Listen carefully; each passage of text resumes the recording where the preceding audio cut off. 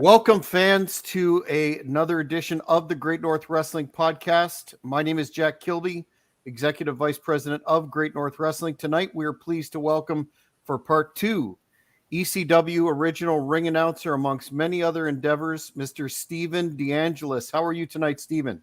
I'm good, Jack. How are you? Other than the fact that the air quality in New York is not very good today. Yes. I'm good.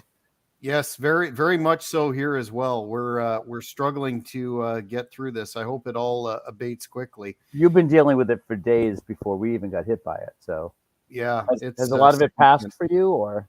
Well, it's we're in Eastern Ontario here, but it's sort of gone down to the Greater Toronto area now. The wind has sort of shifted, right. So we're a little bit better. But the government is warning us to be aware that we could have a lot of this summer, unfortunately. Global warming is real, people. Yeah, it is. It is what it is. It's real.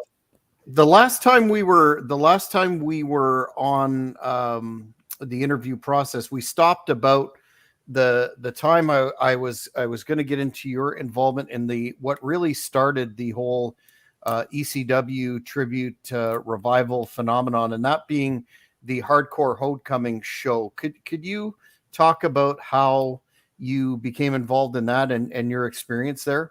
I got a phone call from Jeremy Borash and Shane Douglas asking me to be part of it. And of course I said yes.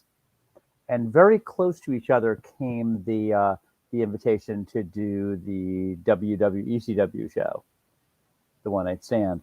So I can't honestly remember which came first, though I think it was the most fun part of the WWE ECW event was they actually sent me a contract by mistake to wrestle on the show, which of course I called and I notified the office and I said, oh, by the way, but I still have a copy of that contract just to say I was offered a job to wrestle on pay-per-view.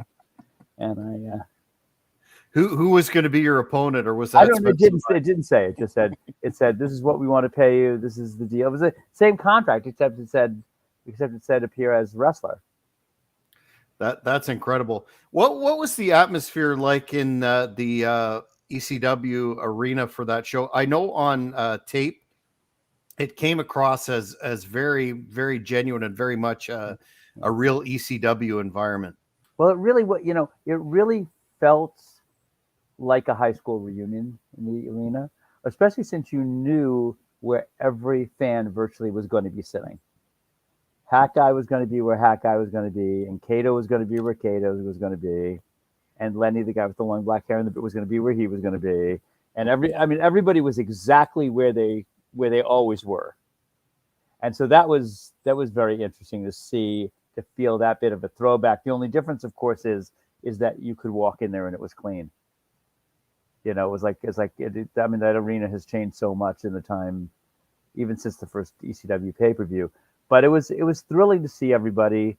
It was great to have an opportunity, knowing that Terry Funk chose to be there, to be able to. I would have hated to have missed being involved in a show that had him involved in it. So the fact that I got to do both, I feel very blessed. Absolutely. What were your impressions in terms of when there was a follow-up show that Shane was involved in, and then his eventual promotion, Extreme Rising, that right. I guess didn't for some reason didn't have legs. Did you get the impression that this was going to be another viable company?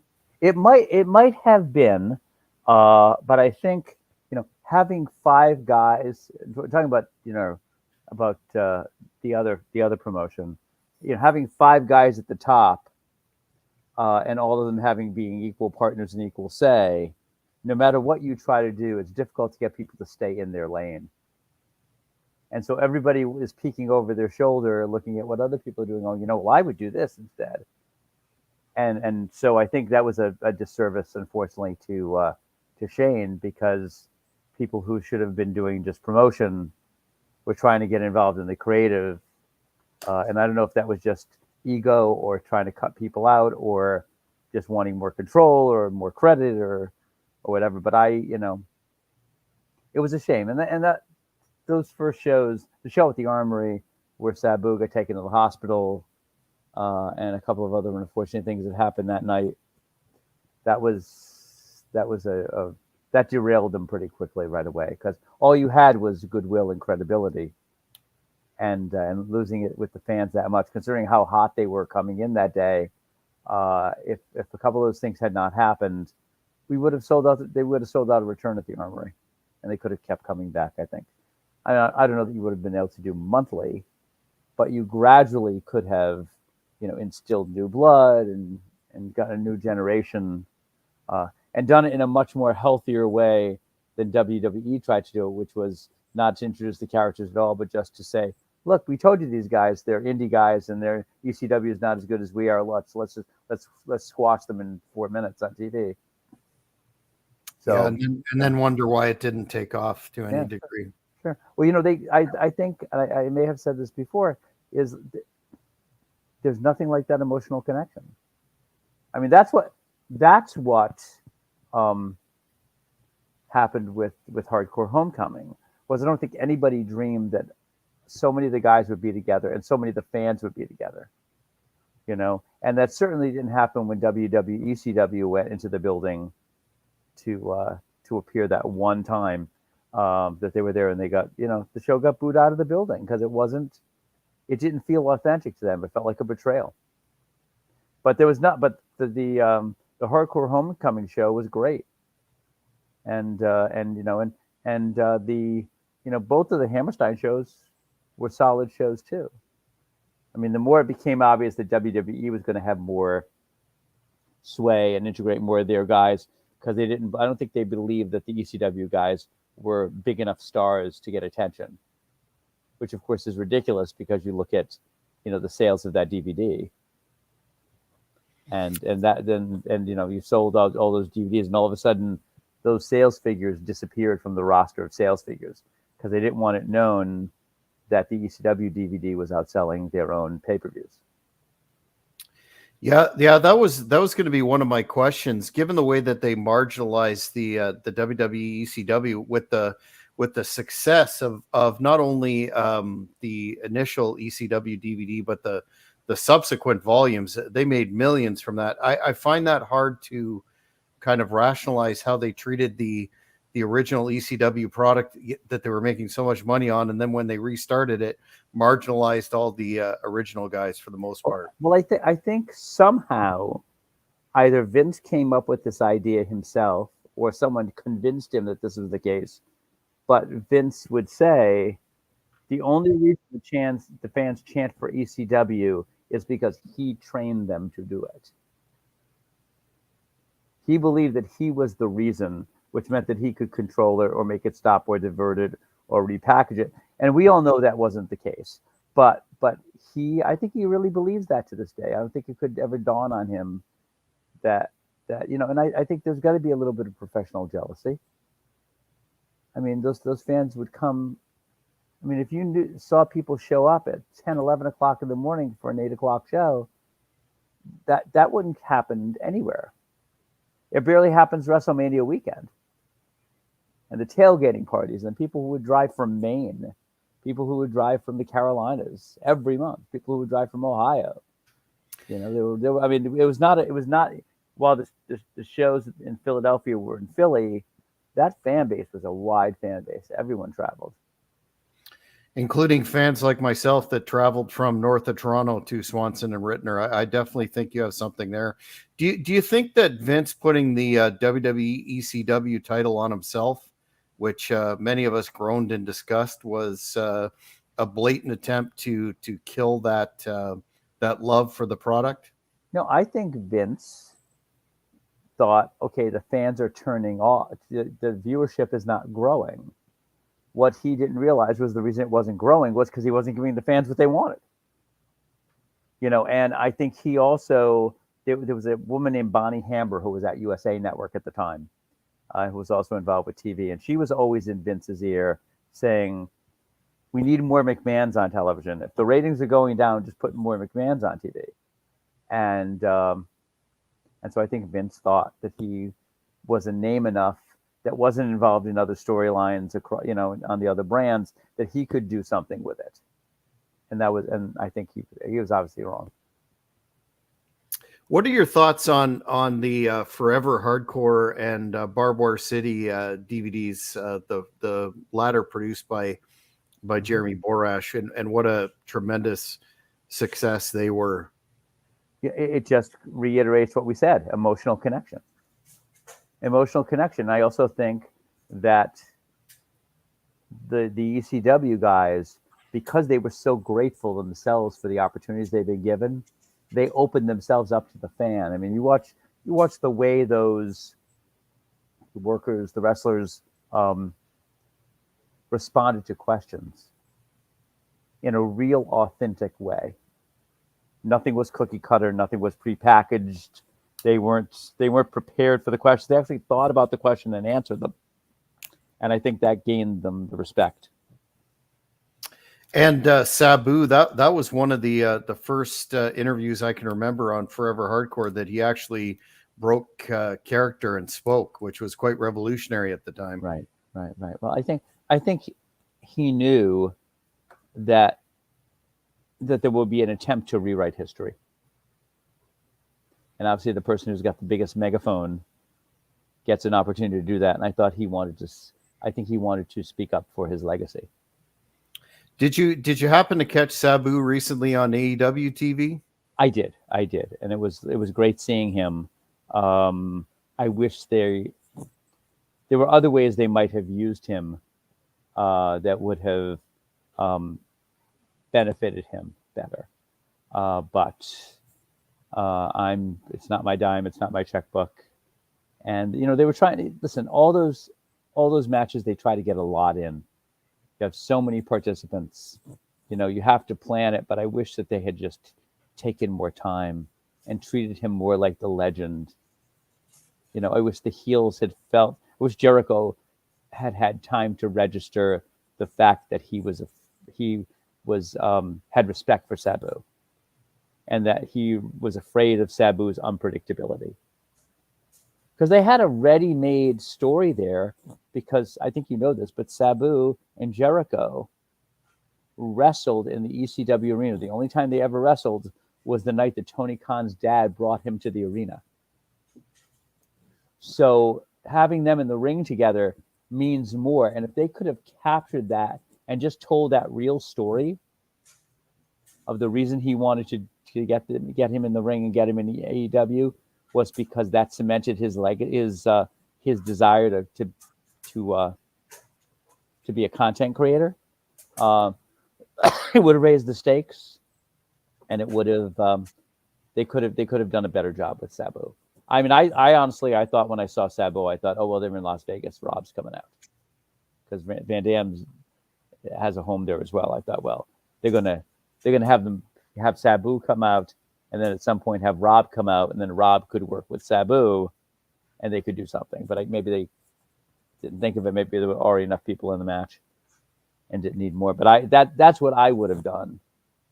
I would have given him somebody to work with, and not necessarily to be his Fonzie, but somebody who has true history with, that they could have utilized. Yeah, one of the individuals who sacrificed the most for, I believe it was Foley, who said that Sabu was one of the, the guys that sacrificed the most but benefited the least. So it's great to see him. I've met him several times. What an incredibly nice guy. I just like to see him get his due and get some exposure on national television. Yeah, if anyone deserved to be a millionaire, it's Sabu. Yeah, 100%. Considering how much he influenced so many people after him, if there was such a thing like in commercials, there were royalties and you get paid. Every time an actor, a worker does something that's influenced by Sabu, that wrestler should have to pay Sabu $1. He'd be, the money would just keep flowing in, because he's an incredible innovator, an incredible influence, and I'm glad that he's around enough and getting acknowledged. And there are people like you who provide a platform for people to talk about people who truly contributed, the same way that Public Enemy did. People don't really look at Public Enemy's contribution. They were, they and Sabu were very early on to open the door for a lot of different workers. So many. So in 2013, I first met you in London, Ontario, for what was billed as ECW in Canada, and actually the name of the company was Hardcore Roadtrip. And you were not only the ring announcer there, but you were involved in the creative. And there's a better story than that. Okay, jump in. So with that show, I was just the ring announcer, and I got there, and we're doing the autograph. Everyone's doing the autograph signing, and I'm noticing that a lot of guys who were announced weren't there, which meant a lot of the matches, including Sabu, right? Including Sabu, and that was a weird situation because, well, I'll talk about that in a second. But so what happened was I looked around and I was like, oh my God, we can't deliver on any of this stuff. So I went to the gentleman who I knew as Mark Livingston. And he's like, and he was shaking like a leaf. Like, what am I going to do? How am I going to put this together? And I said, listen, I'm taking a pad and a piece of paper and I'm sitting over in the corner. Leave me alone. I'm going to figure this out. I'll figure this out. I said, don't go to a committee and ask the guys, because all the guys are going to want to do is just put themselves over. I said, and they want their because it helps the merch sales. I said, let me figure out how to structure something, which is how we got the whole idea of the tournament that night. Oh wow, I didn't know that. Because if not, I mean, we had easily 2/3 of the guys that were announced. And then I had to sit down and say to him, okay, who are you bringing back? Who can you afford to bring back? Because the guys you invest in, who can you build on here? Who's going to be available to you? I mean, he had a lot of guys, he'd booked them months and months in advance. But, if you're running on a regular basis, you have to have guys who might be able to make a commitment to you moving forward and be available for the next show. Because what's the point of getting them to have a belt and then having to drop it or have another tournament or have them no show you? I said, it just devalues what you're doing. So I said, this is what I think. And he went, okay. and so we did it. And what was interesting about that is that, there'd been all this rumbling about, were people going to get paid? There was questions about his business practices in another Fed. Maybe it was 4 or 5 years previous. So I went to him and I said, so what's going on? He said, no, the money's all here. I said, you sure the money's all here? I said, the money's all here. So, and he said, in fact, I have everyone's money is in envelopes already prepared. So when we lined up, it was the fastest payday I'd ever seen at a show. We all went up. There was that little stage in Ontario and the curtain was closed. We went up, we stood in line, and it was him and I believe his brother, and then a security guy who was holding the envelopes. And he went and handed people their envelopes, and they signed. The brother had a clipboard, and they signed the clipboard that they received their money. And we were out of there in 7 to 10 minutes, the whole locker room. And there were no questions. So when it came time to do the next one,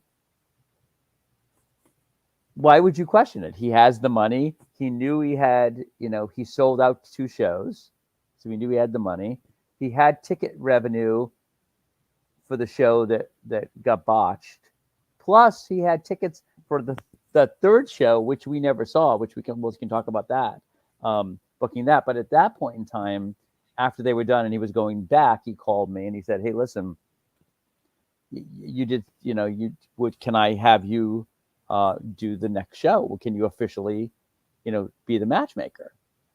So I went through the second one. And I said, absolutely. I said, just tell me, who am I using from Canada and who am I using from the States? And then I spent months doing research on all the guys that I didn't know. And And also, I called them all on the phone and talked to each of them for an hour, hour and a half, 2 hours.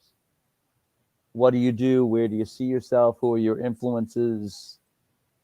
You know, what are you known as a heel or a face? What's your strengths? What's your weaknesses? What do you need to most work on? If someone were going to protect you, your presentation, what do you want to make sure someone does for you? And so I really strategized the whole thing. So we had the afternoon show and the evening show. I got word the night before, like at 1 o'clock in the morning, that I guess he could only afford to have Rhino on one show. So Rhino did the afternoon. This is the 2014 version. Yes, this is the second day. So Rhino did the afternoon and then drove home to Detroit. I mean, he was cool, and I forget who else it was. There was somebody else who only did the evening show. But like, he didn't have the money for Devon. And I said, if you don't have the money to pay Devon, you know, but see, I look at it as, okay, he's being fiscally responsible because he's doing the math and figuring out that, and then I couldn't figure it out because the place was sold out. And I'm like, okay, it's so how do you not have the money? You know, and then I thought, oh, okay, he needs the money to put the deposit down on the building for the third set of shows. And he needed to do that in advance before he could announce. So we screwed up. So I kept thinking, okay, there are rational reasons why this could happen. Because he'd had a payment of just being prepared and really paying and being organized and all those things. But it was interesting because, you know, I had set up very long-term plans there. Once he said to me, you're the guy, I said, well, here's what I want to do. I want to do 3 sets of shows in London, Ontario. And then the 4th show, so 3 times a year, find a bigger building. And there was an ice rink, if I remember correctly, that he had talked about booking. And we would do the bigger show in the ice rink. And so all the storylines would culminate towards the pay-per-view. And then maybe you could afford to bring in, whether they worked or autograph, whatever, bring in somebody like Terry Fonco. I talked to Terry about coming in and just being like, you know, at ringside, or being the guy who stoozes off the heel for cheating and whatever, and then punches them or something. You know, something that he was still capable of doing that. But I mean, you can see, I mean, if you ever look at the cards, how they, I guess I'll call it round 2, were laid out. You know, I specifically, you know, he wanted to do the real hardcore stuff. And I said, here's the deal. The real hardcore stuff are going to be like the equivalent of our lights out matches. The show is going to happen. There'll be an intermission of 10 minutes. So if anyone has families or kids there, they've got warning and they can take their family out. And this way, someone who's going to object to seeing that level of violence, they won't have to watch it. And so that's what we did on both shows. Was we took a break. And so it was almost, so they could do the kind of things and take advantage of the guys like Masada and these other guys who they had who could have delivered that. And even like the gals like Jules Malone and you know, who worked a more hardcore style, they could have done the kind of work they wanted to do. And so it seemed to be a perfect match. And then even building up, like having the whole thing of everyone thinking that the person that was sending messages to Angel, who'd won the belts, from the Baldies, who'd won the belts, was Raven. And then we did the whole thing of Angel being jumped, knocked out, handcuffed in the Raven pose in the turnbuckle, and then taking his helmet off, and it was Vito. Mm-hmm, mm-hmm. And the idea would be that Vito and Angel trained together, and how come Vito didn't give him a shot or invite him to be there. And it was interesting because I don't know if you remember about the first show, but I had it arranged so that when Angel won the belt, the first guy in the ring to congratulate him was Vito. And Vito came in and hugged him, and Vito took the mic from him and put him over like crazy and said, "You don't understand. We trained you." So all that was the seed for the jealousy. So my intention was at the end of the whole thing, before the next set of shows, I would be able to do little sit-down interviews with them both, and also show Vito going into business for himself and the jealousy. And the plan is that Vito and Angel had both been Baldies together. So I wanted to figure out how I was going to have that match. And the plan was I couldn't get New Jack into Canada at the time, so that was off the table. So what I did was I had booked for the third set of shows. The only person who would have, I couldn't get anyone who would favor one over the other. Find someone who hated them both equally. So it was going to be Mustafa from the Gangsters was going to be the referee. So we'd play on the history and still get that emotional content. And then at that point in time, I was then going to involve DeVito and Mike and do the whole, and get the Carnage crew in, get the other Baldies and do that. And so the things that we could have explored character-wise that would have been really interesting. That third set of shows, I had, he had not really spent much time up in Canada, but I had Ray Phoenix was booked. Mm-hmm. Ray Phoenix was booked. Ray Horus, who was booked, who had been working up until that time as Rey Mysterio Jr. We're going to be, so I was going to bring Lucha up. For the Papa Don was going to be on that show. I had a whole New York contingent. Alex Reynolds and John Silver were going to be teaming on that show. So I was really building guys to come up, but I also had other guys like Dewey Murray, who was an indie guy who happened to have this very interesting, he could do a lot of vocal impersonations.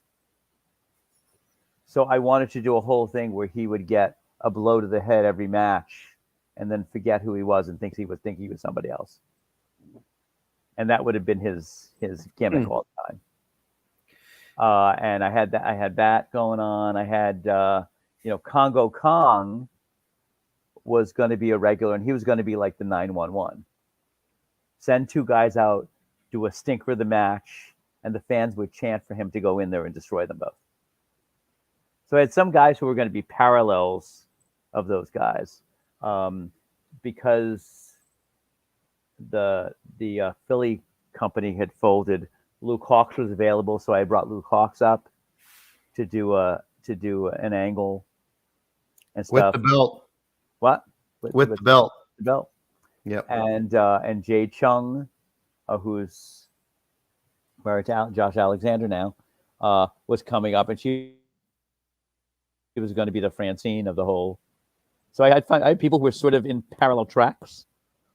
It could be used in certain ways that we knew worked and would appeal to that base on some level. Not rip them off, but be role players in the bigger scheme of things.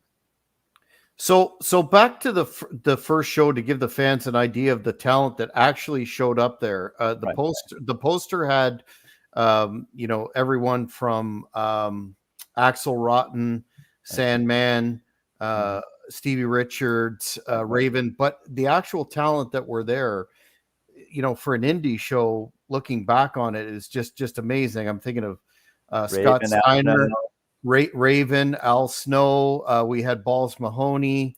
Who else? Petey Williams. Yes, Petey Williams. So you had this really stacked card, and you did the double show, very financially successful. So the next year, of which I actually got paid to do security for Livingston, we had a similar lineup of big name stars: Rhino, Angel, my partner on Shooting from the Hip podcast, was defending the title. Devon, as you said, was advertised, and there's some that I'm missing. But when did you get an inclination? I mean, aside from Devon, I remember Devon was allegedly headed to the airport and then pulled around.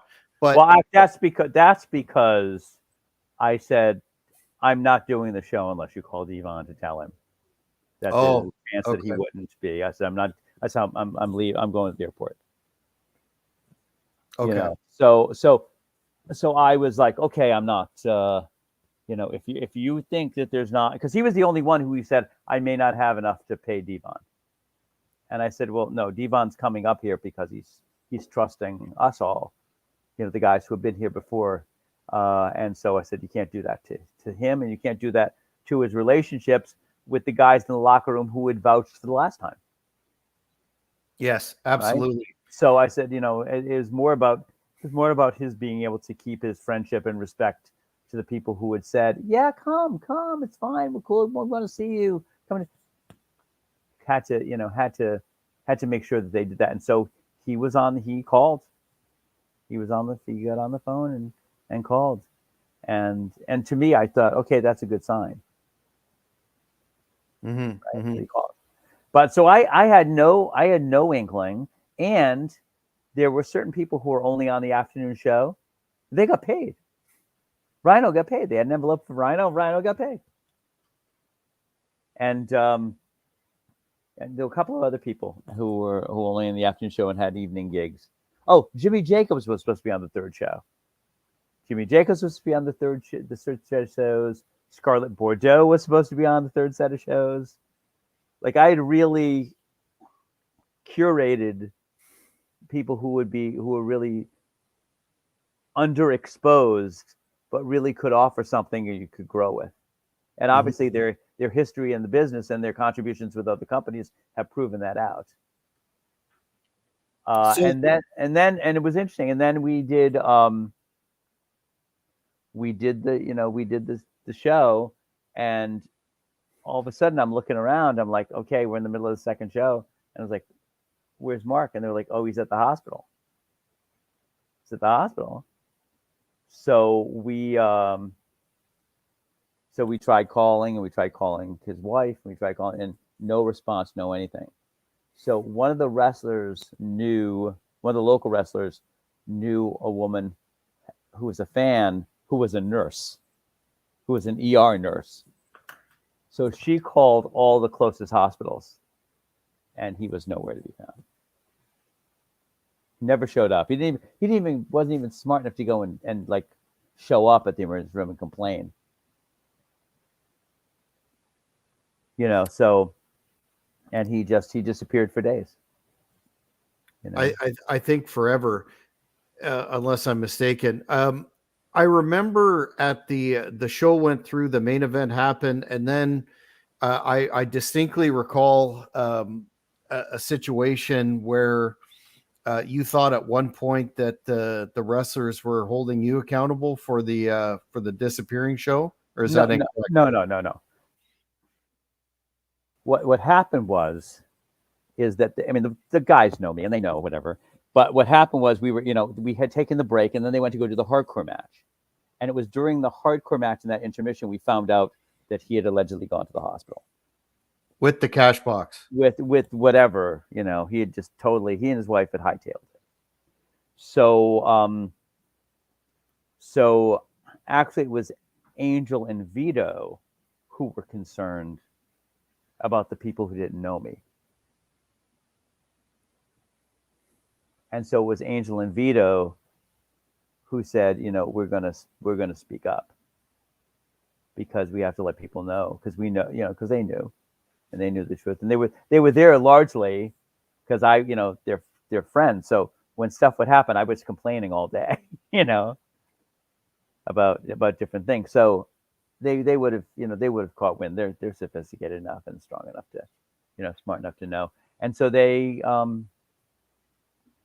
were the ones who went ahead and said, hey, this has nothing to do with this has nothing to do with Steven. Steven's just, on the creative side, because I didn't get paid for anything I did that weekend. I didn't get paid. We had agreed for me to book the show and to book the next set of shows. I mean, I already had calls out, and we were working it out, and people were going to drive. Oh, we had that contingent that came up from New York who were students of the SATs, Mike Verna and those guys, and Talon, and a couple, and they had a good time, except that they had to turn around and drive back, and needed to make sure they had enough gas money to get back, because they thought, oh, we'll have our money and we'll go back. But I will say the fans there were amazing, because when we got on the mic and we were like, listen, we got to get these guys back to the airports. The only thing that was really that happened, which I told everybody in advance, just because I know the way these things are, and if they're not made a priority, I always had a thing where if I get sent a ticket, I want both sides of the ticket. Whether it was for ECW or for TNA or for any other independent show, you get the round trip ticket. I said, make sure you get your round trip ticket. Because if the guys distracted at all, because some of them had tried to book late night flights out. So they were barely going, if they were going to make it, or they were going to try to see if they could get on an earlier flight than the next morning. If you wait around, you're definitely not getting that flight. So that was, everyone had their round trip tickets, thank God. And the fans were amazing getting people. And I will say, the guys who were looking for more exposure than money, like the SAT students and those guys, the fans in London, Ontario were amazing. They went and took those guys out for dinner after the show, like bought them food, ordered them pizzas. They made sure everybody who hadn't eaten outside of catering backstage at the event got to, got something to eat and taken care of, and taken to the airport, and made sure that they got on their plane and wouldn't leave the airport until they did. And we're talking about probably 20 some odd different fans did it. I mean, that to me makes me just want to. I've not been back since, but I'd love to have a reason to come back, just because that reminded me of the spirit of like the ECW fans. Yeah, the London fans were as authentic as sort of ECW type experience as we were trying to evoke there, and with the Hardcore Roadtrip. The thing that probably gave it its heart, because I always thought ECW was always about heart, was the fans. And of course, isn't it ironic that it were the fans of London, Ontario, who helped replicate that same thing, which Vince would pay $1 zillion to be able to replicate and could never. Yeah, it was certainly a very special moment in terms of that communal atmosphere. I remember Angel got on the stick and rallied the troops, so to speak, and said, you're absolved of any, malfeasance here. And then the fans just seem to automatically come into line and help with the trans and all that sort of stuff. And I think that moment itself, aside from not getting paid myself and all the, I mean, what a shame in terms of the action, the stars that were there. My memories jogged again, and I remember Chavo Guerrero Jr. was there, right. Signing for a guy who sold toys and action figures and stuff. So it was a signing appearance more than anything else. Mm-hmm. But Chavo was there too. And Nunzio was there, who is appearing. Guido, who is appearing on July the 15th in Smith Falls, Ontario, against the Blood Hunter for Great North Wrestling. So it was a very. It would have been. I think about often what could have been with that promotion. It definitely had legs. It had motivation. It had, your creative. The creative was excellent. The storylines, the action, but then, as so often happens in the wrestling business, something goes sour. Did you ever hear I know you never got paid. I never got paid. Everybody didn't get paid. But did you ever hear what happened to Mr. Livingston? Or No, no? no, did you? I mean, I know. Like a week later, a bunch of the guys showed up at his house and found him there. The Oh wow. Canadian guys, and they went there, and he tried to pay them off to go away. And I know a couple of the guys were like, "I'm not taking your money until you give us the money for everybody." They wanted to buy them off to leave him alone and not stooge that he was home. And they're like, "Oh, you kidding me? We're telling everybody where you live. We're putting your..." And so they put his phone number and address up on the internet. I think they sent emails out to everybody saying, "This is where he lives. This is his wife's number. This is where she works. This is what he. This is the whole thing." But it was very it was sad because it didn't have to be. I mean, we sold out show 3A and 3B. We sold out 2A and 2B. Like there was, I mean, I was always with him going, okay, what's the budget? So I knew what the profit margin was. He didn't come close. I knew what he paid for the building. I knew what he paid for the sound system. I made him give me a total budget because I didn't want him to overextend himself. And so I have, if I could find it, unfortunately, it's up in a box somewhere among like 100 boxes in Rhode Island at my dad's. I have all my notebooks from all those ideas. So if I find them ever, I will reach back to you and we can go through it all. And I won't get into how much people were getting paid, but I will say, but it was easily, you could tell, like, it was like, we have this amount of money for this match. We have this amount of money for this match. We have this for this. We're building this guy. Let's do this. And it was a crime that it didn't go further. I agree for sure. But on the plus side, it was an interesting experience to say the least. And I've made some excellent contacts. That was really my first foray into the business with yourself and Angel, who I do a podcast with. So please send in my regards. I will. There's always a plus side. Have a fan question wanting to know about your memories of Hardcore Justice 2010 for TNA. I had a great time. Terry Taylor called me and said, "Hey, we want you coming down to Florida to do this." I found out Tommy was booking, so I was like, "Great." But it was very interesting. The thing that was interesting about that pay-per-view is that previously, I just got the match listings, and eventually I got a script with ECW, with the ECW WWE thing. I had a script. In fact, I'll one other little spoiler. At the end of the first ECW pay-per-view, there was in the script, and they never shot it and it never aired. There was a clip of Paul and Vince backstage, and Vince turning to Paul and saying, "Gee, Paul, maybe ECW isn't dead after all."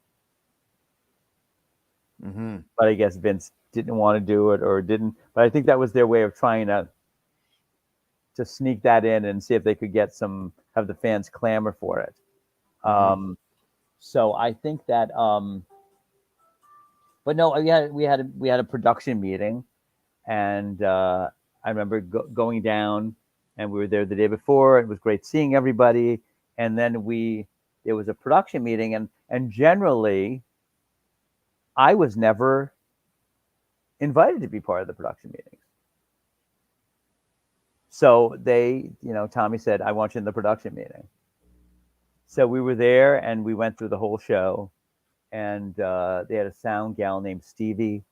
So a redheaded gal who you may have seen in the background, a lot of TNA stuff, and now AEW. But I would give her things like, "Okay, since you're not familiar with these guys' entrances, when they're done doing whatever they're going to do up on the ropes or whatever, when I put my arm behind my back, that's your cue to bring the volume down on their music and get ready to do." So if you watch that pay-per-view at all, or even any old ECW, you can see me giving cues always to the sound guy, putting my arm behind my back. So we were there, and I remember Terry Taylor, I believe it was, said, we're afraid to use Just Incredible. We're afraid to use Balls Mahoney. What are we going to call them? And so I jokingly said, well, he's got big cojones. You can call it cojones, but spell it like Mahoney. And so that's where that came from, as bad an idea as that was. And then, just doing the PJ Polacco thing. I was going to say that moniker for Balls was one of the most memorable parts of the podcast. The way Taz kept lampooning it. I thought that was entertaining. Well, because we listen. You deal with the cards you're dealt with. It was very interesting though, because they had wanted. There was a certain segment of TNA. They were part of the regular TNA team that wanted to sort of diminish and make ECW look lesser than. And they wanted to do a vignette with me. And I liked this person very much. And I was around when he was breaking in the business and used to sneak in backstage at shows to do interviews for his own stuff, Jeremy Borash. And they wanted to do a vignette with Jeremy Borash teaching me how to introduce the ECW guys. And I was like, and I told Tommy, I said, Tommy, that's not happening. I said, that's just not happening. I said, first of all, no one should be talking to me at all. I said, if any of the guys in the locker room, give someone else an interview. Get them over. They might have a job here at TNA. Give them a chance to have a job here and help their matches, help their evening here. So I just sort of made sure that didn't happen. Go ahead. Were there, as you know, after that, the sort of ECW, I forget what they call it, EV 2.0 or whatever it was. Extreme Violence 2.0, yeah. That continued. Were you involved in the product after that, or was there any plans? Not a bit. And I think that was EV 2.0, from what I understand, was a Bischoff idea in terms of a name for the group. But I think it was their way of, once the pay-per-view is over, let's use them and get them out of there. Get those guys out of here. Because if they disappear, then they've just disappeared, and the fans will clamor for them. Let's do something and kill them off, and that was a shame. That they could have done better with it. So after the Hardcore Road Trip situation, we had spoken, and you had indicated that you were thinking at one time of being involved in another promotion or another wrestling venture. Did you think better of that? And have you had any desire since? No one comes. Listen, I don't think people know my background as a creative person in the entertainment industry. And if they did, they would figure out why it might make sense to have me more involved. But I would only, it's funny. I think a lot of people only want to be involved if they can come and go, or do one shots here and there. I only would want to regularly be involved if I could be regularly, like if I could really commit to help build something and help people build their careers, because that's what I do as my career as a casting director. And as a director, I help build people's careers. I want to use that same skill set for wrestlers to help them, people who work hard and are deserving, to get their best shot at it.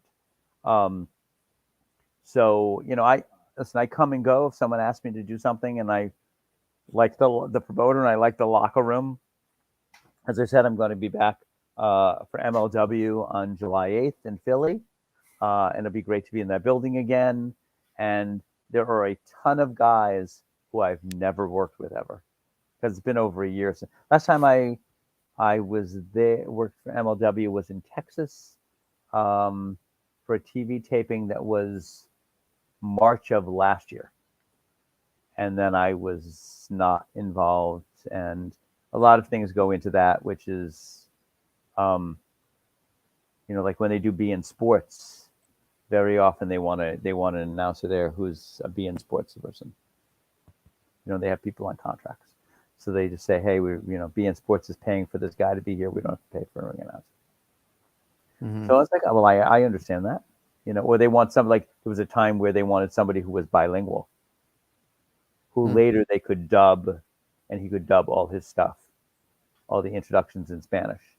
Mhm. Which is why sometimes you see me on MLW and you see me in the ring, and sometimes you don't see me in the ring, but you hear me still announcing. That's because they're going to eventually, when they release it for the Spanish programming arm, they're going to dub over it. They're going to dub over me, and seeing me do it in the ring and putting the focus on me just draws attention to the fact that they don't really have a Spanish ring announcer there. So, Steven, you've touched on your MLW work upcoming. Why don't you hit that one more time and let the fans know where they can find you on social media? Okay, so on social media, I'm on Instagram. I'm on Facebook, though I don't really have a lot of room for friends because of my various careers and various projects. But Instagram is a way to reach me. I'm pretty good. Somebody reached out to me today on Instagram and wanted to talk to me, wanted to interview me, and I was like, okay, sure. So I do read, I do read everything. It's a matter of when, but I do read everything, and if I can respond, I respond. On Saturday, July the 8th, from the old ECW Arena, 2300 Arena, on Fight Plus. They're doing a TV taping the first hour from 7 to 8. Then 8 o'clock, they go live for what I guess would be an internet pay-per-view through Fight Plus. And the card's shaping up to be very interesting. Hammerstone versus Alex Kane for the MLW title. Raven's new group, The Calling, is fighting the Samoan SWAT team, the new Samoan SWAT team, for the titles. And as I said, there's a lot of great new talent that I've not. Mance Warner's on the show. There are a lot of guys who I really admire and really enjoy seeing their work. And and you have to remember, like, before there was an AEW, the people you were seeing in MLW, you were seeing MJF, you were seeing Sammy, you were seeing Darby. All the guys who are now the pillars and basic basis of AEW were all in. They were all working for Court Bauer. So I always look at it as a good sign. Of course, got his eye on somebody. Within a year or two, someone else is going to grab him. Exciting stuff. And I want to thank you again for coming on the Great North Wrestling Podcast again and getting to the bottom of the Hardcore Road Trip situation.